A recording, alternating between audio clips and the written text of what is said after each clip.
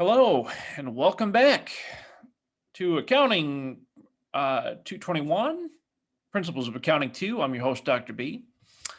In today's session, we're going to be discussing the concepts of budgeting and centralized and decentralized operations. When we talk about budgeting, we talk about it from a business perspective, which can be also applied to your daily lives. But we do want to keep it in the context of business. And primarily, as we've been talking about all semester, we want to discuss this from the concept of a manufacturing business. And the reason for that is because of all of the associated costs associated with the business. So, okay, let's go ahead and jump in. But just before we do that, quick housekeeping notes. All of the exams from last week and the homeworks have been graded, except for the written reports and the discussion boards. I am in the process of grading those. I hope to have those graded and back to you by Friday. Everything else looks pretty good. The performance on the second exam went very well. I'm very pleased with the results. And the homework assignment seemed to have gone very well as well. So just about everyone in the class is making great progress. I anticipate a lot of A's and B's this semester, so that's that's good. That's very good. Where are we now? We're in week 6 out of an 8-week course. This week, we're going to discuss budgeting and centralized, decentralized operations. Next week, we'll discuss a little bit more content, and you'll have your third exam, as well as the 10K project is due next week. You have the PowerPoint presentation and a report, which make up the 10K project. Both those things are due next week. Alongside of the third exam and of course homework. So next week's a very, very busy week. It's probably the busiest week out of the semester. So my recommendation to you is try to get through this week's content as quick as you can. Of course, don't rush the homework, but this week's homework is relatively straightforward. So you should do pretty well. And then I'll try to get a jump start on next week. Also this week, in addition to your homework assignment, you have a peer review discussion for the 10K project. In the peer review discussion for the 10K project, you will be looking at your classmates' PowerPoint presentation drafts and making suggestions, comments, feedback, anything that you deem helpful to help them along as they progress in the project. So that's this week and next week. And those are my housekeeping notes. So let's go ahead and jump into week 6 budgeting. So budgeting, a very fun concept. Budgets play probably the most important role of all organizations. Of all sizes and all forms. Budgets are probably the most critical when it comes to the day-to-day operations because as we generate revenue and expenses, we compare those revenues and expenses month to month to the budget. We call that budget versus actual. And so budgets, the best way to describe a budget is it gives us permission to spend. on uncategorized items. It gives us permission to spend. The reason why we create budgets is to prevent ourselves from going crazy and spending too much, right? The idea of a budget is it gives us parameters, gives us guidance, gives us permission to spend. And so we're going to be describing the budget from a perspective of a manufacturing company to help us to better understand the different aspects of budgeting. So what does a budget do? Why do we do budgeting? It helps us to establish goals. It helps us to execute plans to achieve those goals. And we periodically compare results versus our goals. The idea behind a budget, as I said before, is it gives us permission to spend. It is a roadmap, a plan, right? A plan for spending. That's what a budget is. And we, as soldiers, as business people, as individuals, we like plans and we like uh, living up to those plans and those goals, right? And that's what a budget is. It's a plan or a goal, and it helps us. It's a roadmap, and it helps us to execute our plan and our goal. Okay, there are three functions when it comes to budgeting. There's planning, directing, and controlling. These are also known as management functions. Managers plan, they direct, and they control. When it comes to budgeting, we utilize these management functions for planning, directing, and controlling. What does it mean to plan? A plan involves setting goals and to guide decisions and to help motivate our employees. That's a plan. A plan is identifying what it is that we want to do, what is our goal, and how do we get to our goal. That is what planning is. In budgeting, we identify individual line items within our budget to help us to plan, to help us to get to our goals. And this helps us to motivate employees as well.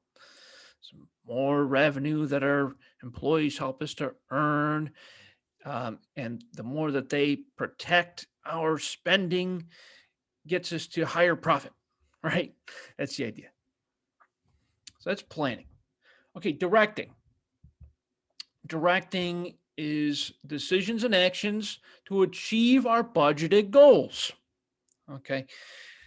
The idea behind budgeting is we utilize the dollars that we have allocated through budgeting for each line item. We utilize those to maximize revenue and to minimize expenses. That's the idea, right? A budgetary unit of a company helps us to direct. We call these responsibility centers. Responsibility center. Responsibility center, think of it like a department. Okay, think of a responsibility center like a department. Each department has a manager, and the responsibility center is led by a manager who has the authority and responsibility to achieve the budgeted goals for that center, for that department. An example, let's say you run a department store, okay? You're Macy's, you run Macy's, okay? And in Macy's, you have the men's department, women's department, kids, jewelry, and home goods, okay? Now, within those 5 departments, each department has a manager.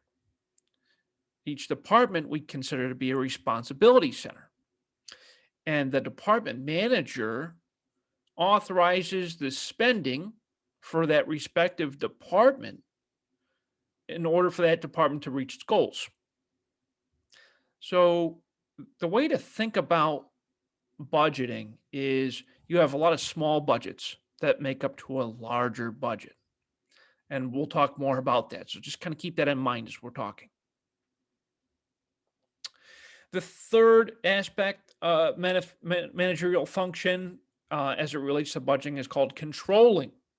This involves comparing the actual performance against the budgeted goals. We, as soldiers, as managers, as individuals, like to be in control as much as we possibly can. How do we maintain control? We stay within our lane, We stay within our performance metrics. Okay. The idea as controlling is for budgeting is we take what we actually spend, we compare it to our budgeted amount to ensure that it is in control, right? We don't like when things get out of control because then we have to make adjustments or mitigating factors. These comparisons help to provide feedback to managers and employees about their performance as it is necessary to make adjustments in the future. All of this is related to the budget. So think of it this way: you're at Macy's, okay, and you're responsible for the jewelry department. Your jewelry department has given a budget, uh, an annual budget. You, as the jewelry department manager, need to allocate that budget. And so, what does that mean? You are responsible for staffing the jewelry department. You're responsible for the expenses of the jewelry department. You're responsible for the revenue of the jewelry department. Okay, so as employees perform over or underperform, uh, we as managers need to adjust their performance based on the budget, right? So just something to think about as we control. So if you think about the functions of management, think about them as steps. First, we plan, then we direct, then we control, and from the control, we give feedback back to planning, and then back through directing and controlling. It's a cycle, right? First, we make a plan with our goals. Then we tell those goals what to do or how to get to our goals through directing. Then, to control, we compare our goals to our actual performance. And then that information helps us to inform planning for the following accounting period, right? That's the idea. It's a nice graphical representation. So, to help managers in their budgeting process, we have these things called budgeting systems. For those of you who are accounting majors, eventually you might take what is it? It's accounting three. Is it 326? I think it's 326, which is accounting information systems. Accounting information systems, they contain all of the accounting information. We make journal entries into this software. It helps us to generate the financial statements. It helps us to also create budgets. Uh, for every aspect of accounting, we have a part of an accounting system that helps us as managers. And the same is true with budgeting. We have these things called budgeting systems. They are designed to help us compare our actuals to our goals, and they help us in our reporting. So, for the budgeting period, the operating activities normally include the fiscal year of the company, and we compare our fiscal year to our budget. For control purposes, annual budgets are usually subdivided into shorter time periods, such as quarters, months, or weeks. Weeks is a little extreme, but I do look at and well, I guess it depends on the level of detail, right? So for some companies, they'll look at a week on a week by week basis, and they'll compare their expenses to their budget. I typically like to look at a month to month comparisons. I compare my month budget to my month actuals for control purposes. And that helps me to understand what my trends are from a month to month perspective. And you can do that on a quarterly or yearly basis as well.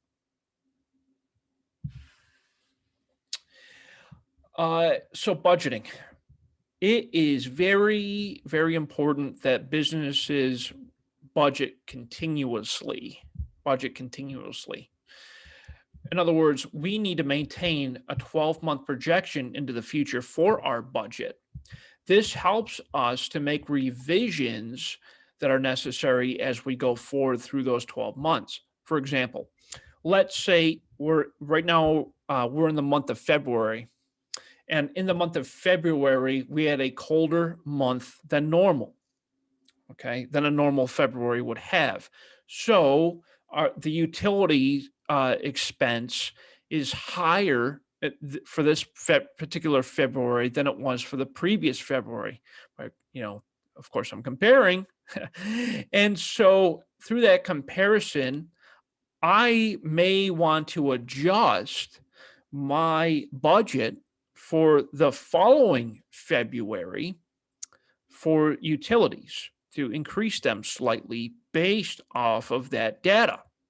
And so that's why it's important that we as managers use continuous budgeting as a practice. And here's a nice representation of that continuous budgeting. So right now we're in February 21.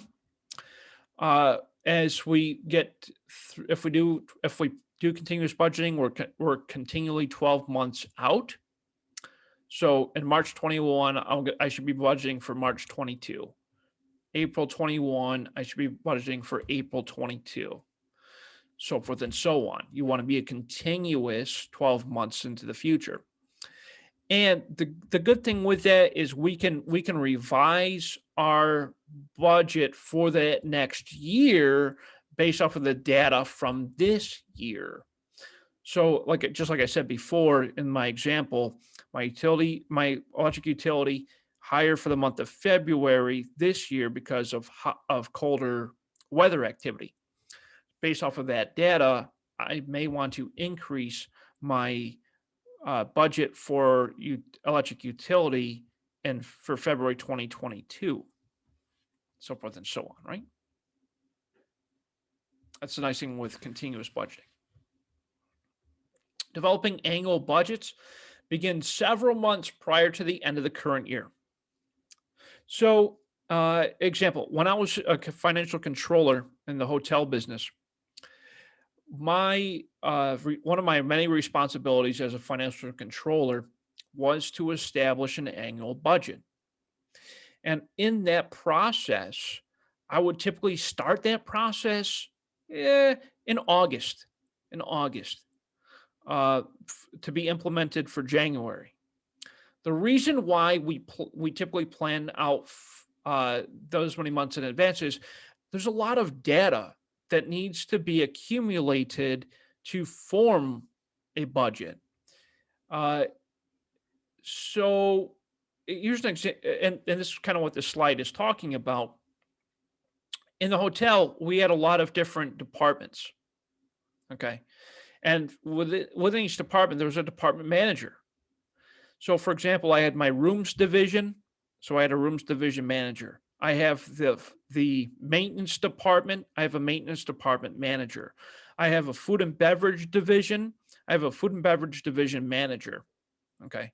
And then there's a couple of other, for housekeeping, I have a housekeeping manager. So you have all of these different departments and department managers. Those managers also have because it's a responsibility center, they also have the responsibility to develop a budget for their respective departments. And so prior to the end of the year, usually a few months before the end of the year, we would approach all of those department managers, make sure that they complete their budget for that next year. Then we would compile that information to create the master budget.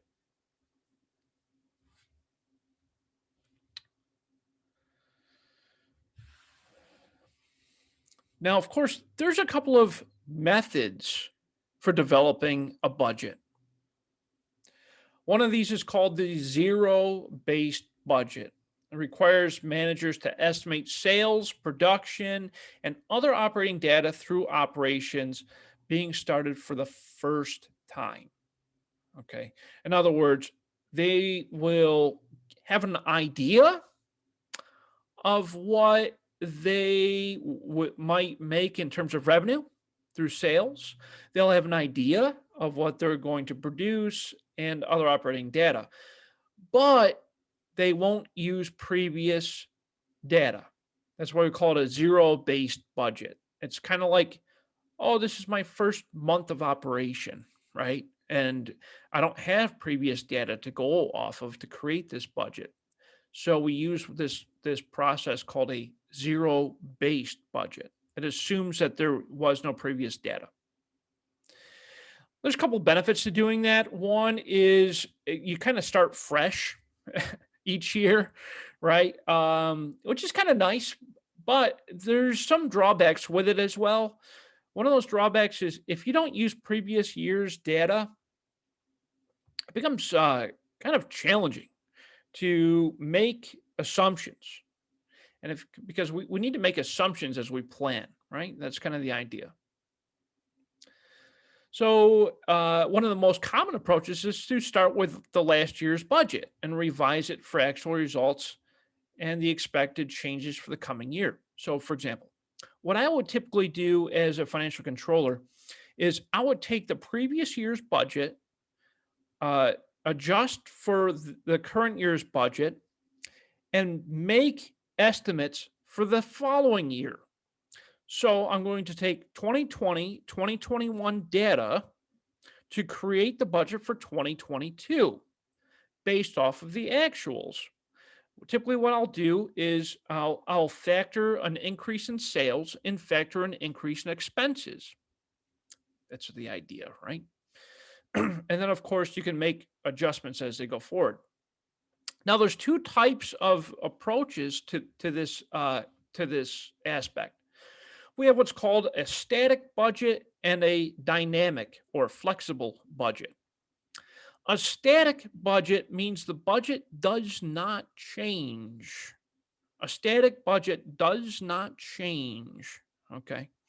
Whereas a dynamic or flexible budget does.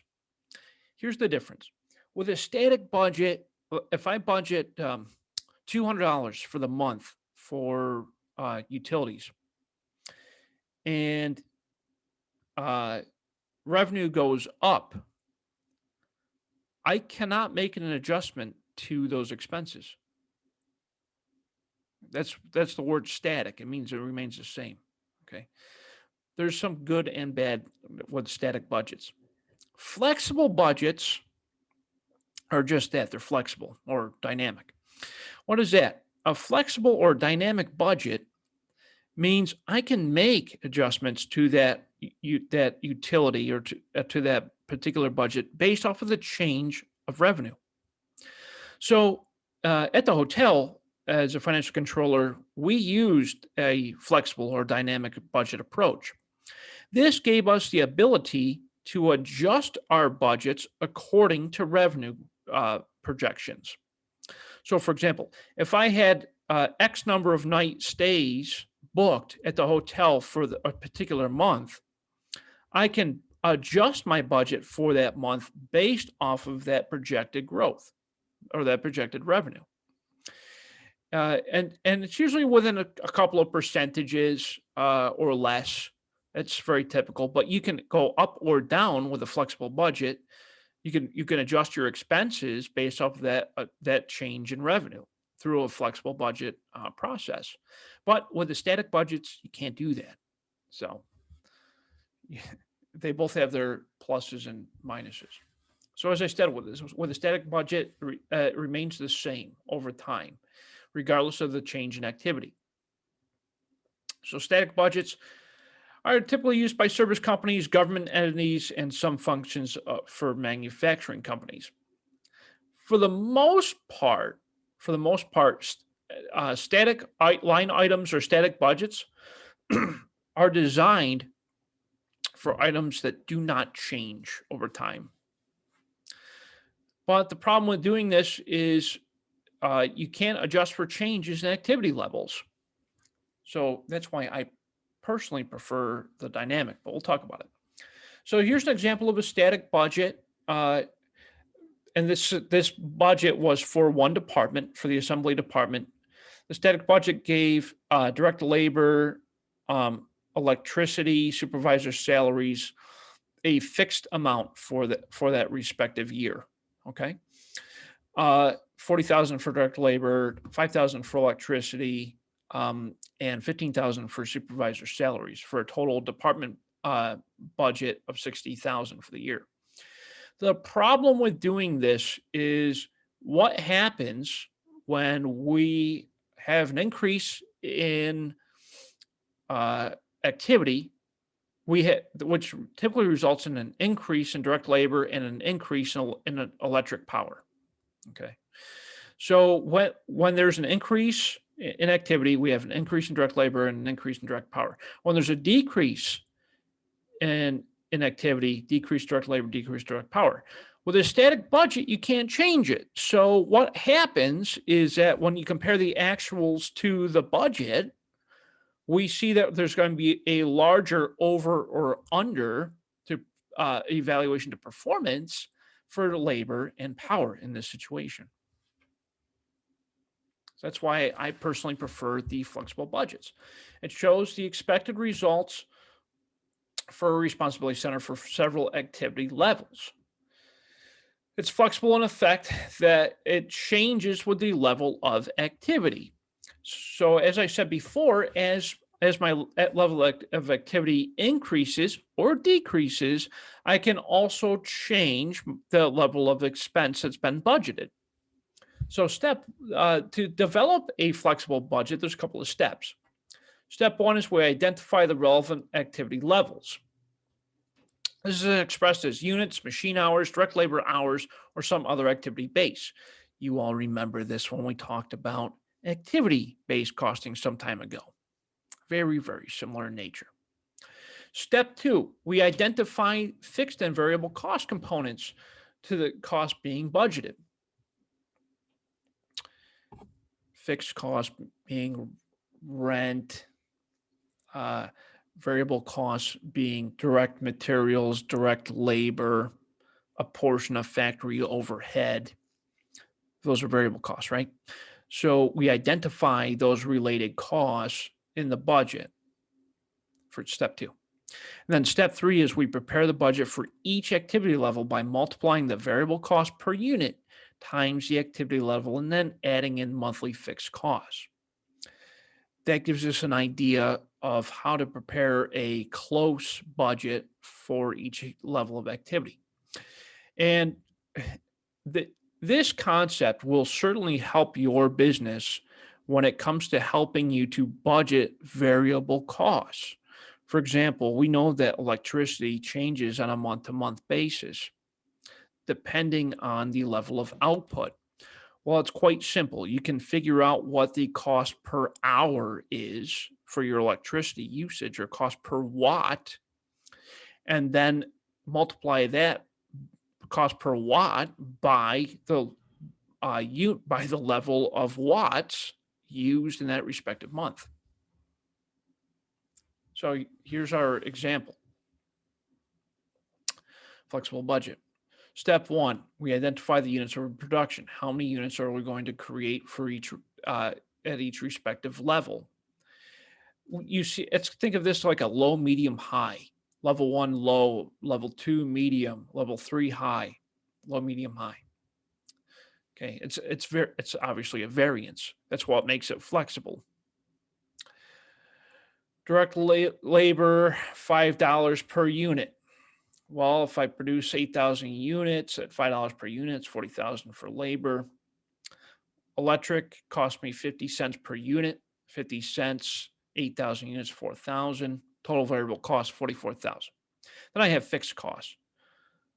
Fixed level of power, it's like we call that a minimum in manufacturing, minimum usage of power. That's basically like, well, the building's closed. There's no activity, but I still have a power bill, right? That's kind of what that represents for the fixed part of electric. We also have supervisor salaries. We know that those don't change to give us a total fixed cost. So we add our variable plus fixed costs to get total department costs. And you see here we have the low, medium, high, right? Or level one, level two, level three. What happens is as the So this is our budget. As the actuals come in, we compare those actuals to those respective levels.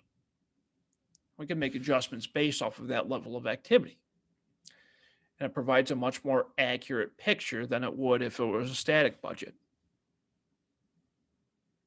So comparing the two, so with a static budget, it's this fixed amount that's allocated. The problem with that is you can be over or you can be under, right? Um, when it's flexible, we have a range for the budget, low, medium, high. The good news is, as we compare the actual results, we can see that with that flexibility, it prevents any types of overages, or well, it doesn't prevent it, but it kind of puts it into perspective, right? And that's the idea: is that uh, with that level of flexibility, I can pivot, I can make adjustments. Whereas a static budget, you cannot do that. That's why you notice in government entities, most government entities run off of a static budget. The static budget's issued by the Congress and is allocated out to the various government departments. The government departments need to spend up to that budgeted amount, right? And that's how government works. That's how government budgeting works.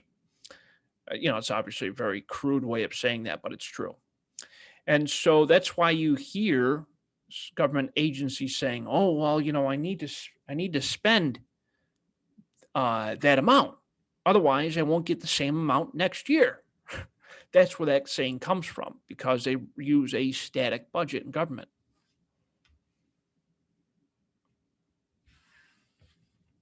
Especially those of you in the military, you know what I'm talking about, right? It's so true. Okay, let's talk about the master budget. So, as I discussed earlier, in most organizations, we have different departments. Each department is recognized as a responsibility center. Each responsibility center is required to develop a budget for their respective center. Okay. And what we do in accounting is we allocate the master budget based off of the adding up the respective budgets from those responsibility centers. That's what creates a master budget. So it's really a bottom up approach to budgeting. That's what creates a master budget. So the financial budgets provide information for a budget on a budgeted balance sheet and income statement, which are a part of the integrated set of operating and financing budgets for a period of time. We prepare a master budget on an annual basis. Here's a nice example of a master budget. Uh, as you can see, we have a sales budget, cost of goods sold budget, selling administrative expenses budget, and all of those. When you look at all of the line items on a budget, we know whether it belongs to the income statement or the balance sheet. Because when it comes to financial budgets, we can budget the amount of cash to be utilized and the amount of capital expenditures. So, as a reminder, if you don't remember what a capital expenditure is, that is the purchase or sale of property, plant, and equipment. Capital expenditure. Think of it grandiose, right? Capital expenditure. Okay, operating budgets.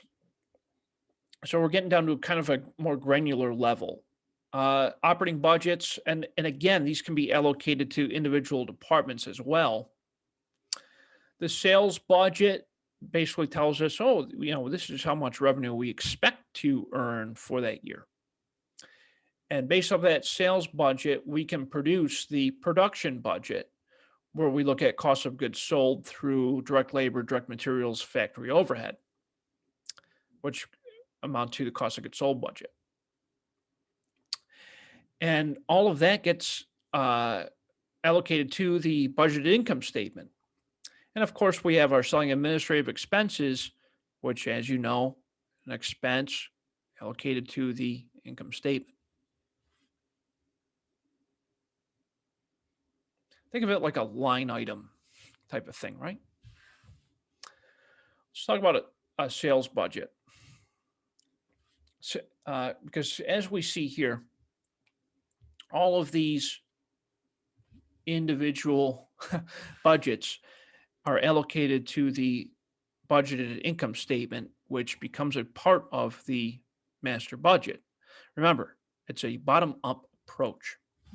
So everything starts in business with sales. That is the nature of business. That's also the nature of budgeting. We start with the projected revenue. Okay. So sales budget tells us the estimated quantity of sales. How many units do we expect to sell during that year? And we usually formulate this based off of prior year's results. The sales quantities are revised for factors such as planned advertising and promotion, budget, projected price changes, and changes in industry and economic conditions. So, for example, let's say,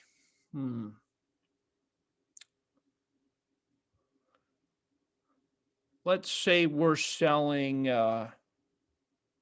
calculators. Oh, my favorite example, right? Calculators. Let's say we're selling calculators. That's our business. We're Texas Instruments, okay? I sold 1,000,000 of this particular device at $100 a piece. Okay, so oh yeah, that's pretty good, right? So 1,000,000 of these at $100 a piece.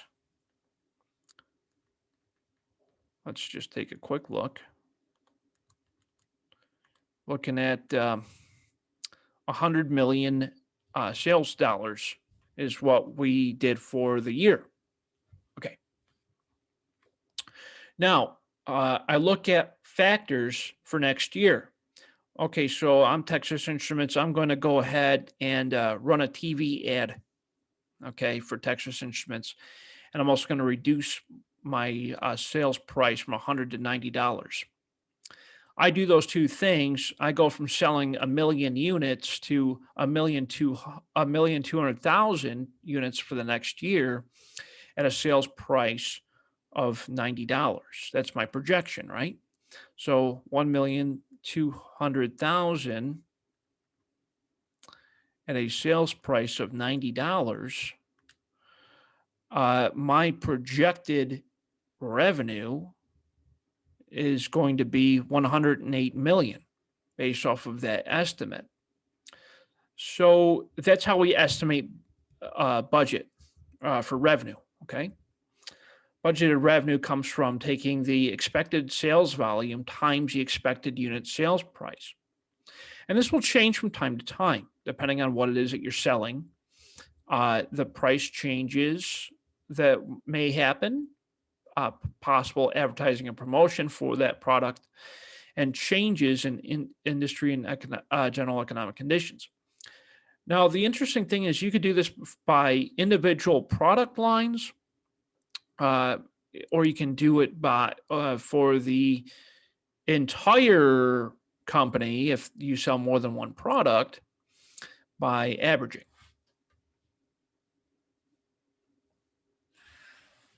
So here's a nice example. This company manufactures wallets and handbags, two of my wife's favorite things, that are sold in two different regions, the East and the West. This company estimates the following sales volumes for 2021. We expect to sell 287,000 wallets in the East, 241,000 in the West. We expect to sell 156,400 handbags in the East, 123,600 handbags in the West. Sales price for wallets is $12. Sales price for handbags is $25. So what do? Well, we multiply the sales price times the the projected units to get us to a total sales projected for each item.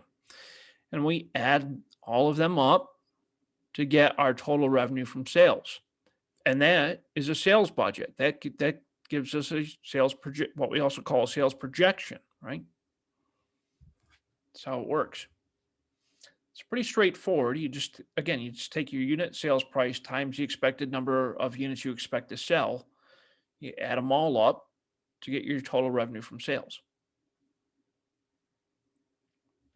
So that's sales. Now we got to make the handbags and we got to make the wallets. So we need a budget to do that. Call that a production budget. Production budget estimates the number of units we expect to manufacture to meet the budgeted sales and desired inventory levels. So if I expect to sell 528,000 wallets, I need to make 528,000 wallets. If I expect to sell 280,000 handbags, I need to make 280,000 handbags. But of course, I need a little cushion as well. I can't make the assumption that I'm going to end up with zero at the end of the year. So we need a desired ending inventory level as well, as like a cushion, right? Because what happens if I sell more than that? You always got to plan for the best, or plan for the worst, hope for the best, right? But you want to plan for the best too. So we take our expected units to be sold plus desired ending inventory minus estimated units at the beginning inventory equals the total units to be produced. So let's take a look at our wallets and our handbags. So our estimated inventory for January is 88,000. Our desired inventory for the end of the year is 80,000.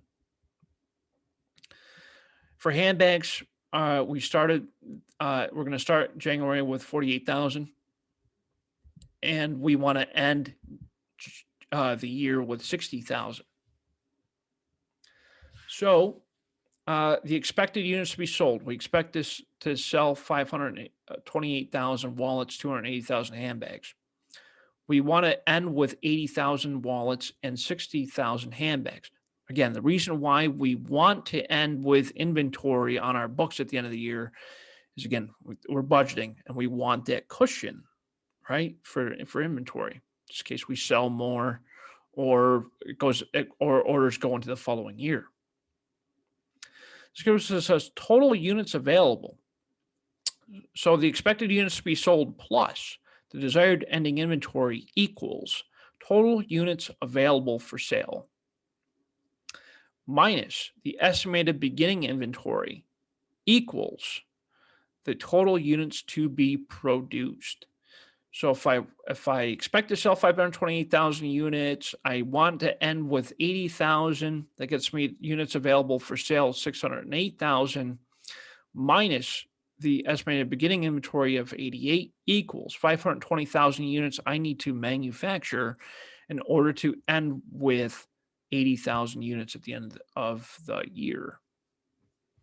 Does it make sense? Any questions so far? Hopefully I'm not boring you both to never-ending boredom. I hope it's fun, kind of, right? All right. Remember, you're both on mute, so if you have questions, go ahead and unmute yourselves. All right. So we discussed the production budget. Now, as you know, if we're going to be producing things, we need materials.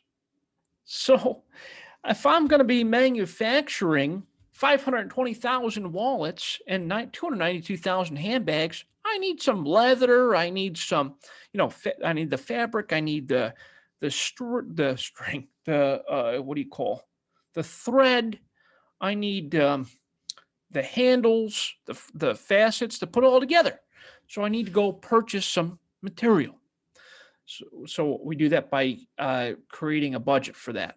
The direct materials purchase budget estimates the quantities of the direct materials that we need to purchase in order to support the level of production. A couple of steps with figuring it out. The first step is to determine the budget for direct materials required for production. The formula for budgeted direct materials is budgeted production volume times the direct material quantity expected per unit. Budgeted production volume times the direct material quantity needed per unit. Okay, so that's step one. Step two, the budgeted material required for production is adjusted for beginning and ending inventories to determine the direct materials to be purchased for each material. It's just, it's very straightforward. We have materials needed for production that we got from step one, plus the desired ending inventory materials, minus the estimated beginning materials inventory equals the direct material quantity to be purchased. It's very, very similar to what we talked about for the production budget. Very, very similar. Except the difference here is that we do it for direct materials. And direct labor is a little bit different, but we'll talk about that. Then step three, the budgeted direct materials to be purchased, we take the direct material quantity to be purchased that we got from step two times the unit price to be purchased. So going to our example, to produce a wallet, we need leather and lining. 0.3 square yards of leather and 0.1 square yards of linen, or I'm sorry, lining for a wallet, to produce a wallet. For a handbag, I need 1.25 square yards of leather and half a square yard of lining to produce a handbag. The inventory and unit information I have here. Beginning of the year, leather, I expect to start with 18,000 square yards of leather and 15,000 square yards of lining. I want to end the year with 20,000 square yards of leather and 12,000 square yards of lining. So we need to estimate the price per square yard. The price per square yard, $4.50 for leather, $1.20 for lining. So what do? We take the total square yards to be purchased times the unit's price to equal the total direct materials to be purchased. So just like it has been for the production budget, you follow the three steps. Step one, we identify the number of units, right? Or the number of units required. Step two, we take the desired inventory, you take your desired, I'm sorry, you take your required units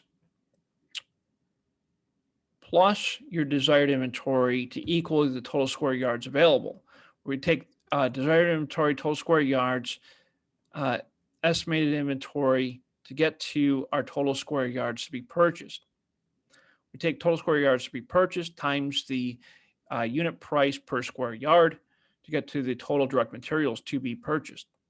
And you add the two together for each product, for each material.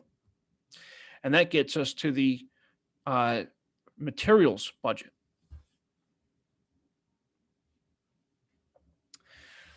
We can't talk about materials without talking about labor because we're talking about budgeting. So, direct labor cost. Because remember, to produce anything, you have direct materials, direct labor, factory overhead. And if we're going to budget to create a product, we need to budget direct materials, direct labor, factory overhead. So the direct labor cost budget estimates the direct labor hours and the related costs needed to support the budgeted production. So as we talked about, we expect to develop so many handbags and so many wallets. And so we need to understand how many labor hours it takes to create each unit. So to figure out the labor cost for each department is determined in these two steps.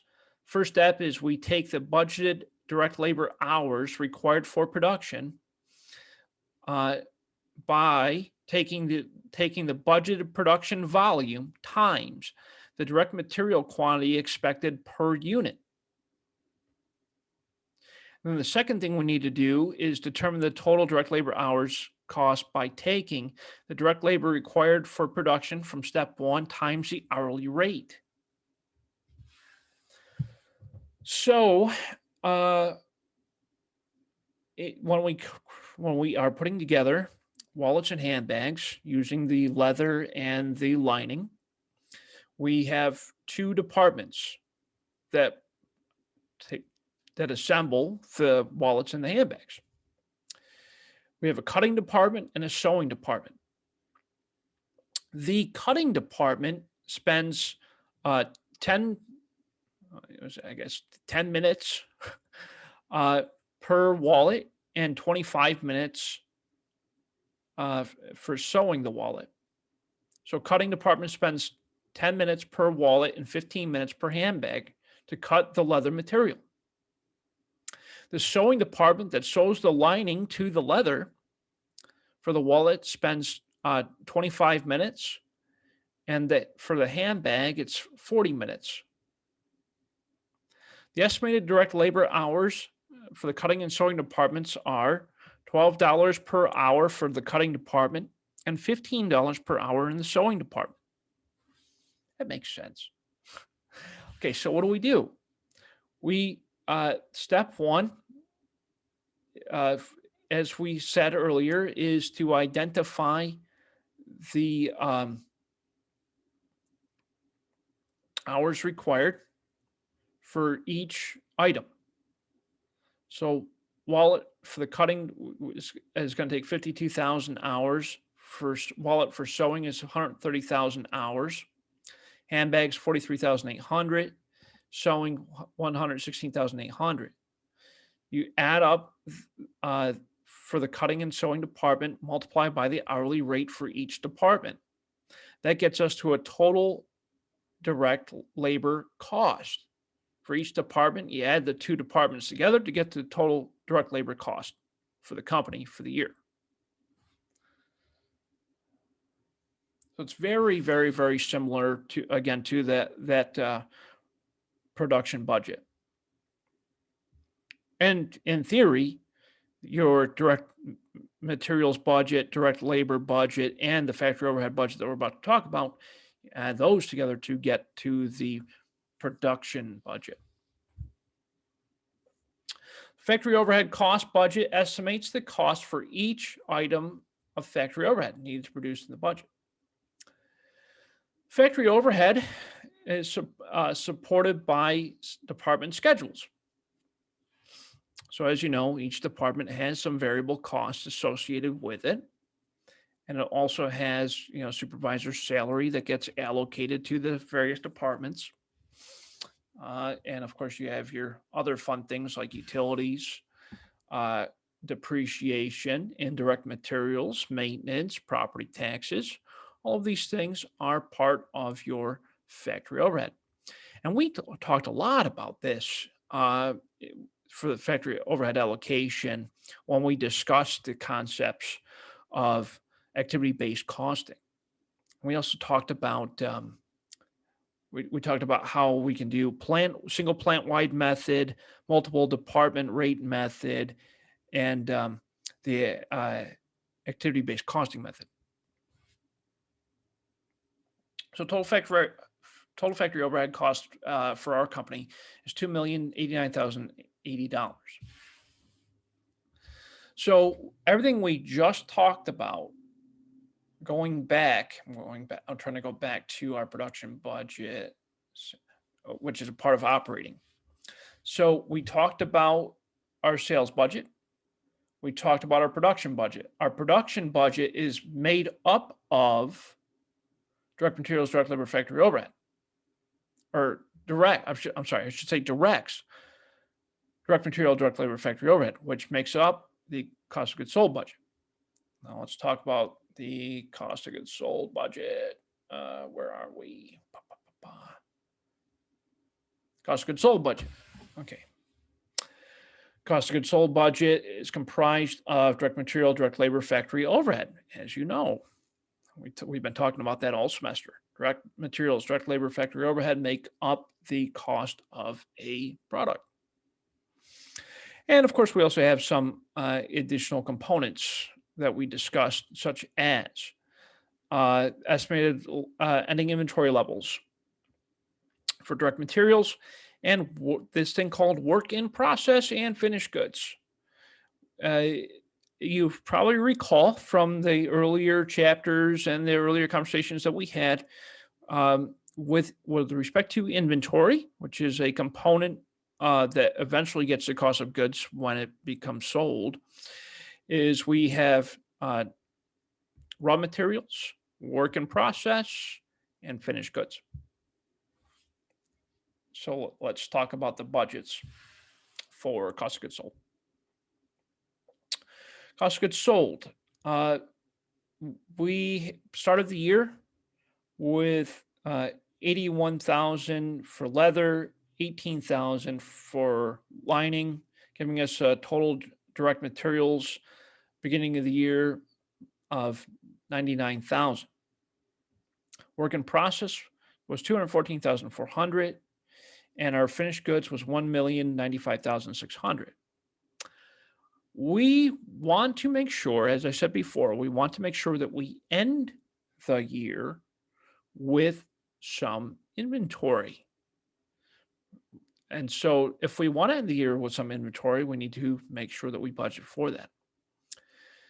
I want to end the year with a leather of 90,000, lining 14,400, giving me a total direct materials ending balance desired 104,400.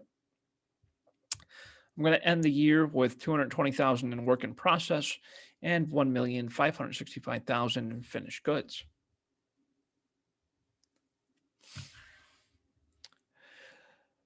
Finished goods inventory, work in process. So this is essentially the dynamics of the cost of goods budget.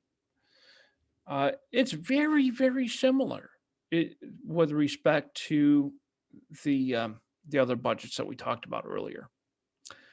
The direct materials budget, the direct labor budget, the factory overhead budget are all found in the cost of goods sold budget.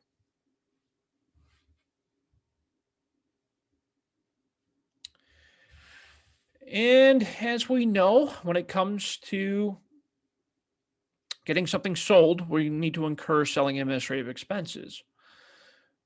And we typically use and this is typically the starting point, right, for budgeting. Selling administrative expenses budget is normally supported by department schedules. Sales, salaries, advertising expenses, these equal our total selling expenses, right? We need to advertise a product in order to be able to sell it. We got people that got to go and sell it. Oh, and those people got to travel, of course, yeah? Especially when you got multiple areas that you sell in. Although these days, I don't think that travel expense is going to be too high. Total selling expenses, 1,190,000. Administrative expenses, you have officers' salaries, office employee salaries, office rent expense, office supplies, miscellaneous. Total administrative expenses getting us to 695,000.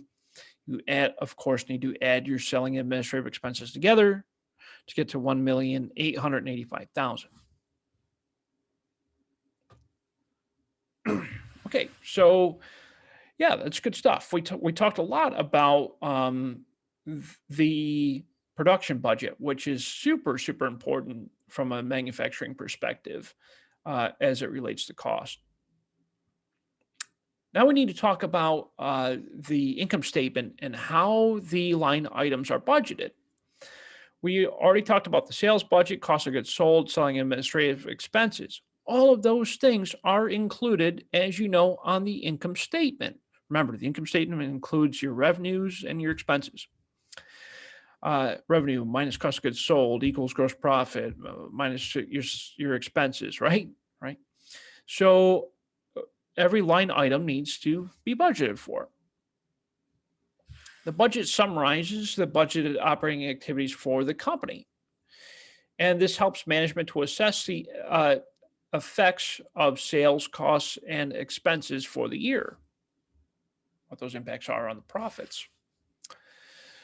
So, our sales budget is our revenue from sales.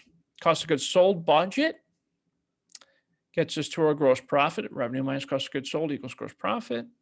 You got your selling administrative expenses. So gross profit minus selling administrative expenses equals operating income. Then we have our other expenses, right? You got your interest revenue, interest expense, your income tax expense. So income before income tax minus your income tax equals your budgeted net income.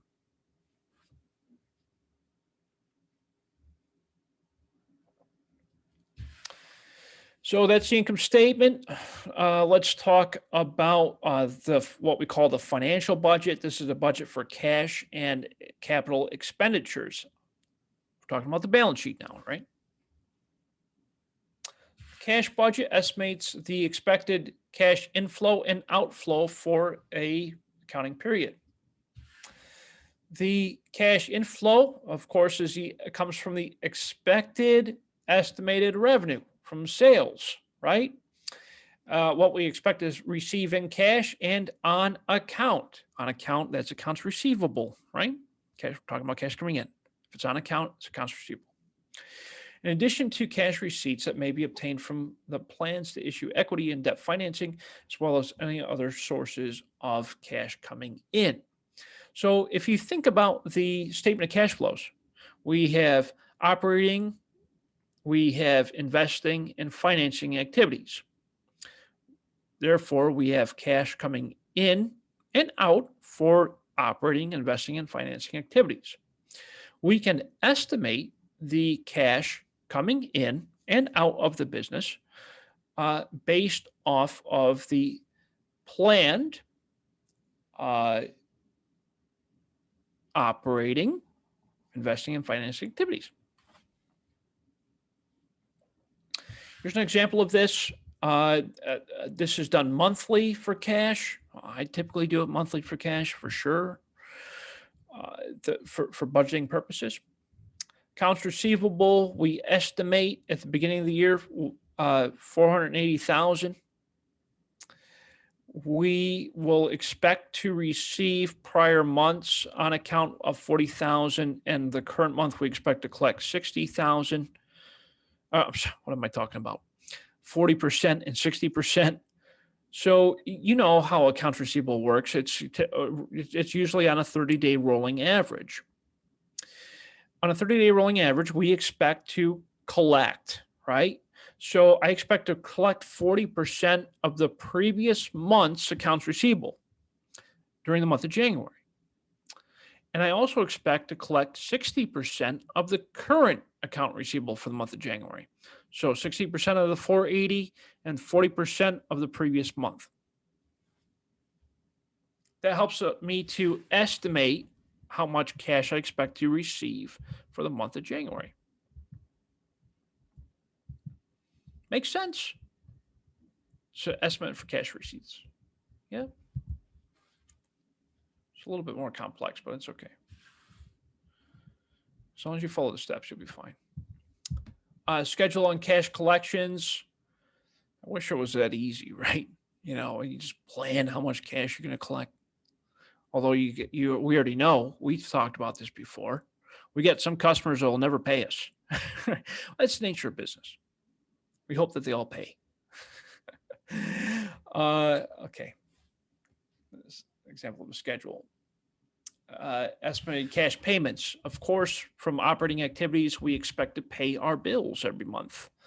Administrative expenses, selling expenses, and manufacturing costs.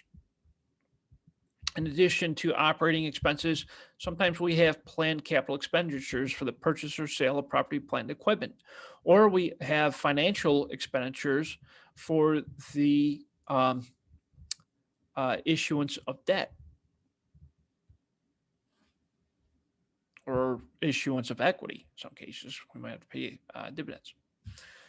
And this is what that would look like from an expenses for cash. Budget, manufacturing costs, depreciation, costs, accounts payable, previous month's accounts payable, and this month's accounts payable. It's a nice idea of the kind of cash that will be going out of the business. Remember, these are all estimates. We're talking about budgeting.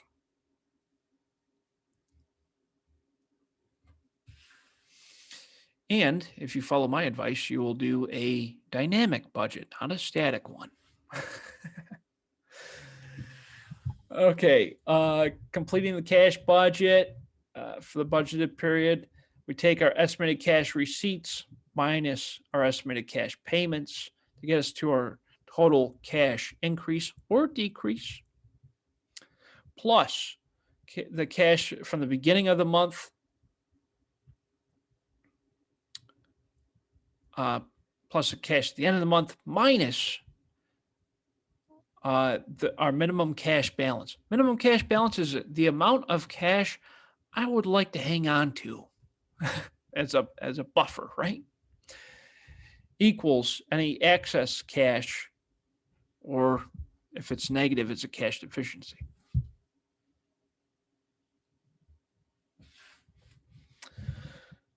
So looking at our example, we have a beginning cash balance of $225,000. We expect to pay our quarterly taxes of $150,000. We expect to have a quarterly interest expense of $22,500. We expect to have a quarterly interest revenue of $24,500. And we purchased sewing equipment of $274,000. And this gives us an idea of our total cash for the months of January, February, and March.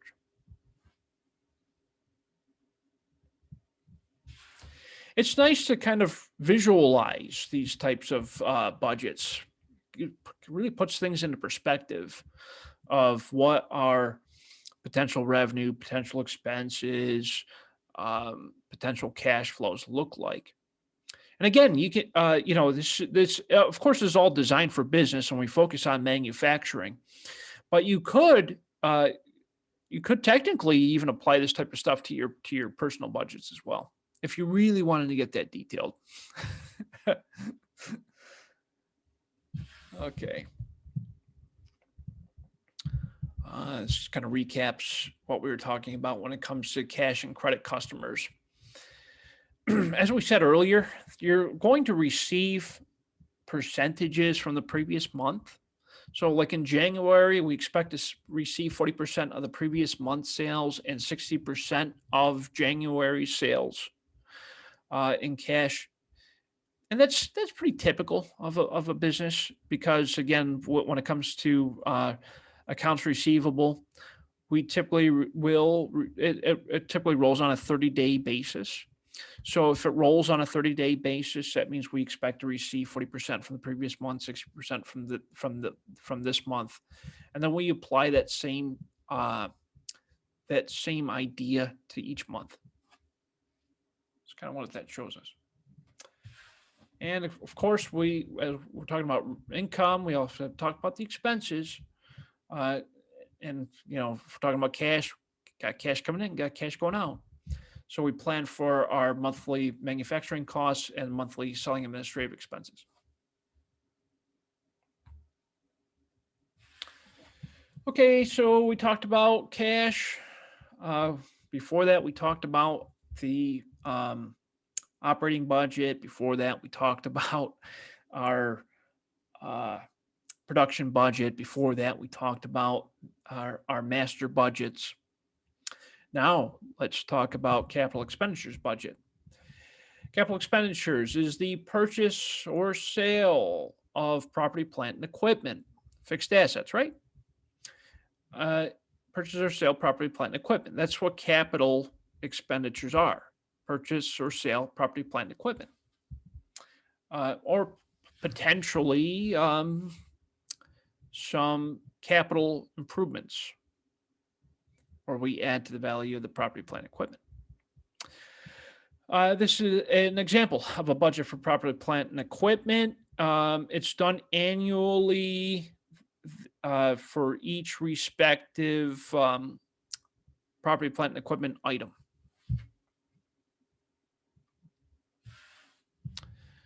About the balance sheet, we talked about budgeting the income statement. We talked a little bit about the balance sheet from a perspective of cash and property, plant, and equipment. What about the rest of the balance sheet budget? It's prepared on an operating basis.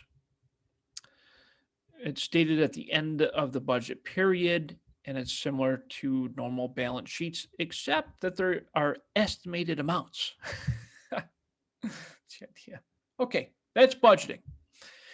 The second item that we need to talk about, or second topic that we need to cover, is this thing called centralized and decentralized operations. From an accounting perspective, not a business technically part of business operations as well. The way to think about it is, do you have a central accounting office, or do you have individual departments handling their own accounting? Right, exactly. So here's a nice graphical representation of this. Centralized organizations, all decisions are made at the top by top level management. In decentralized organizations, the decisions, and this also relates to budgeting if you think about it, comes from the division or department managers. If you think about it from a budget perspective, the master budget belongs at the top level management. The individual department budgets belong in with the division managers. Earlier, we talked about this thing called responsibility centers. Think of this like a retail store. The store manager or division manager, whatever you want to call them, they're responsible. They're the central component of the organization. In a decentralized organization, you have individual managers that report to the store manager, whereas some store managers is just one store manager, and they're responsible for the entire store operations. And some retail department stores, you have individual department managers that report to the top level management. And top level management dictates their decisions down to the department managers. Couple of good things and bad things about decentralized operations. For larger companies, it's difficult for top-level management to be in contact with day-to-day operations of the business. They don't have their finger on the pulse, so to speak, right? It's kind of like, if you have a line sergeant who has their finger on the pulse, they understand what's going on in the brigade. But you also have a top level official who has no clue what's happening on the front line. So the top level officials they're not that close to the operations, which means they kind of lose their expertise when it comes to managing those day-to-day operations because they're not doing it right. And so in these types of cases, they delegate authority to the closest managers to result in better decisions. So you have your department manager who is closest to the customer, right? And that department manager can make better decisions than the store manager can, because the store manager oversees the whole store, not just the one department. That's it. That's kind of the idea. Decentralized operations provide excellent training for managers. So in a store setting or in a hotel setting, the individual department managers receive excellent training because they almost act as the controller for that department, right? That's the idea. They delegate responsibility to allow the managers to develop a managerial experience earlier in their careers, which leads for opportunity for promotions. And the managers of decentralized operations often work very closely with the customers, and therefore they can make better decisions on the products that they sell. Disadvantages of decentralized operation is that decisions are made by one manager that can negatively affect profits for the whole company. So, for example, let's say I have a hotel, and my food and beverage director makes a poor decision, okay, and limits the amount of banquet space or whatever. That will have a negative impact on the entire hotel, not just that department. So that's a disadvantage of a decentralized operation. Another disadvantage is assets and expenses may be duplicated across departments or divisions. So, for example, each department has their own direct labor expense. But the thing about that is that can be seen as a negative, because we can cross-train employees to work across different departments. By not doing that, we are increasing or duplicating our expenses.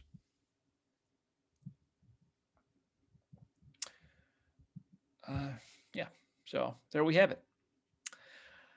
Okay, any comments, questions, concerns about budgeting or central decentralized operations? Anything at all? Okay, so for this week, as a reminder, what do we have going on? You have your weekly homework assignment, you have your weekly written report, and for the discussion, it's a peer review for your 10K project. So what does that mean?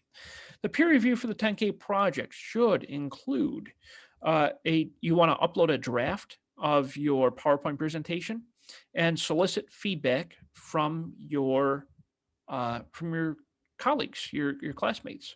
And the idea behind this exercise is to make improvements to your projects that are due next week. So, any questions? Are we good?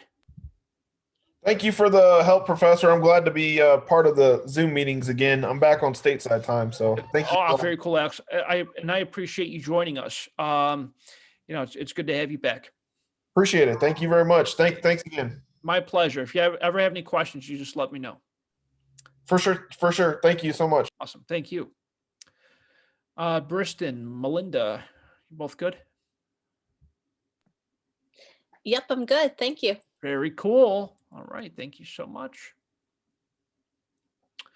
Okay. If you end up having any questions, you think of it later, please feel free to ask. I'll be happy to answer your questions.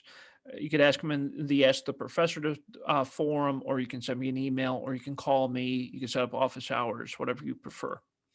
And thank you all so very much for your time. I appreciate you joining me, and I hope you have a wonderful rest of your day or evening. And stay safe, wash your hands, do the right thing. Thank you all so much. Take care. Thank you. Thank you. Bye-bye.